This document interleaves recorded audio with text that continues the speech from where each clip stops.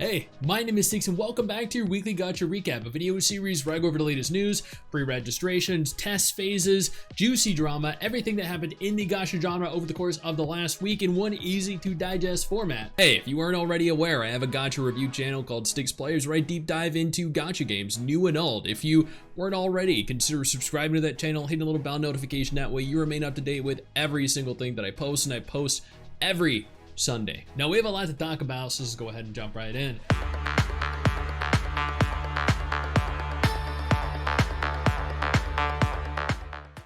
Beginning with Cat Fantasy, the Southeast Asian version. Anyway, they announced that they are going to be ending service. The game has been online for a little over a year. Apparently the C region just had their anniversary event and then they announced the game is closing. The game will officially be closed as of January 24th, 2024. This is really disheartening because while the game was quite predatory, it honestly wasn't a bad game at all. I'm assuming that global isn't too far off either, given the revenue for the C region was as low as it was. Project RX, which I've done a dedicated video on, it is kind of like a spin-off side story spiritual successor to Blue Archive, revealed new imagery, teaser images for the game. Admittedly, only 2, plus the original one, showcasing well, a couple different areas. Arknights Endfield, and this is perhaps the biggest announcement of the week, just released a brand new teaser, not even a teaser, an actual trailer for their upcoming test phase, which is happening, according to them, during the middle of January 2025.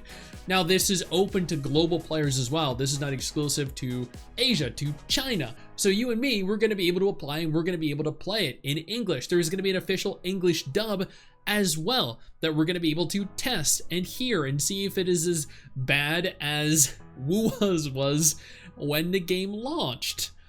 Hopefully not. I have a video dedicated to this, the trailer, all the information condensed into something that is easily digestible, which is what these videos are typically for, if you want to go ahead and check that out for more info. Zenless on Zero revealed at the Game Awards 2024 a brand new character, Astra Yao.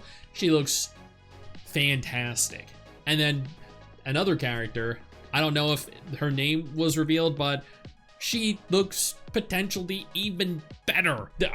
Oh God, like go ahead and take a look at that teaser, because it is well worth watching, even if you're not a ZZZ fan. Sword Art Online Variant Showdown announced that they are going to be re-releasing after an entire year in maintenance mode. I remember covering this when it happened, and oh my God, I feel like an eternity has passed. I never thought that this day would come, but here we are. Punishing Graven has officially rolled out their new version, Polaris Bond. There are new characters, there are new skins. There is so much to go over in this update. I literally need to do an entire video dedicated to it specifically. There's no easy way of condensing it. Just like go ahead and look at their Twitter page. There are dozens of tweets concerning the update and all of the content included within it. AFK Journey deservedly won iPhone Game of the Year on the Apple App Store Awards 2024. AFK Journey is a very fun game. I've done numerous sponsors for it. I played it quite extensively because they continue to sponsor me. And dude, I hands down deserved. Before we go any further, let me take a moment here to thank my incredible patrons over on Patreon and my YouTube channel members who allow for me to continue to do dedicated videos like this every single day. You guys are phenomenal and I cannot thank you all enough for the support. Now let's keep talking. Wuthering Waves and Genshin Impact have a little bit of competition as a brand new open world action gacha game set in the world of Dungeon Fighter Online called Dungeon Fighter Arad was just revealed. Not only was it revealed, it was accompanied by a full several minute long trailer that actually looks really good. It looks like Genshin Impact, and I hate making these comparisons, but it looks like Genshin Impact with Dungeon Fighter characters, and that is really cool. Now there are some people that are not interested in it, that think it looks generic or bad, and that's fine, but I really like the look of it. As a Dungeon Fighter Online fan myself, This is something I am really anticipating. Wuthering Waves just released the Resonator highlights for Yinlin, and my god, I swear, Zenless, Wuwa, Girls Frontline 2, they all have very intimate obsessions with waifu feet. And you know what? Okay, I'm not gonna kink shame. Speaking of Wuwa, much like Zenless, there was a Game Awards 2024 promotional video that was released advertising Renacida. This is version 2.0, the PS5 version.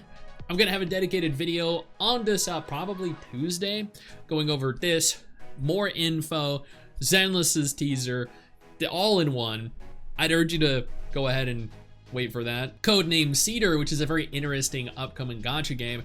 It is a Chinese game set within Russia with a completely Russian dub, is in the process of holding a test phase for the game, the very first one. I did not get invited, and that's okay, but there's gameplay, official gameplay now online for those of you that were potentially anticipating. Girls Frontline 2 managed to actually exceed expectations from their developer. Within the first day of launch, they managed to accumulate over 2 million concurrent players, like playing on day one. That was a phenomenal achievement for global and for China. They made millions of dollars. People were generally very happy with the state of the game, the kind of game it was. I'm still playing it. I'm still logging in. I'm, I think, like level 36 or 37 now, making pretty decent progress through it, and I've added it to my daily rotation of gacha games to log into. Azur Promilia is in the process of holding a local offline in-house test phase. I did a dedicated video on this. Apparently, the game is already fully translated. There's a lot of the game present. Dude, first Arknights Endfield, then Azur Promilia, Ananta holding a test phase in January, Neverness having just finished their test phase. This is gonna be an insane year. Adding on to that, Chaos Zero Nightmare, the Epic 7 successor, released game footage at, I don't know what AGF is, some kind of convention, I'm assuming.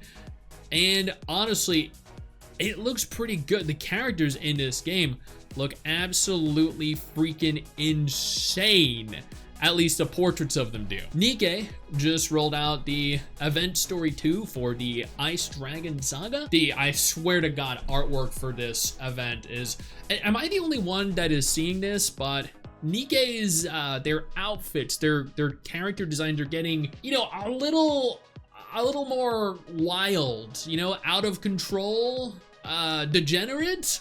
And I am here for it. Holy crap, man. And finally, speaking of Neverness, which we just did a minute ago, the devs released publicly, after releasing to content creators, a list of alterations they were making to the game. There are numerous. I have a dedicated video for this if you're interested. And admittedly, strangely enough, the combat was not really a focal point for them. Very little in the way of the combat, at least between the previous test phase and the next test phase, is going to be changed, interestingly.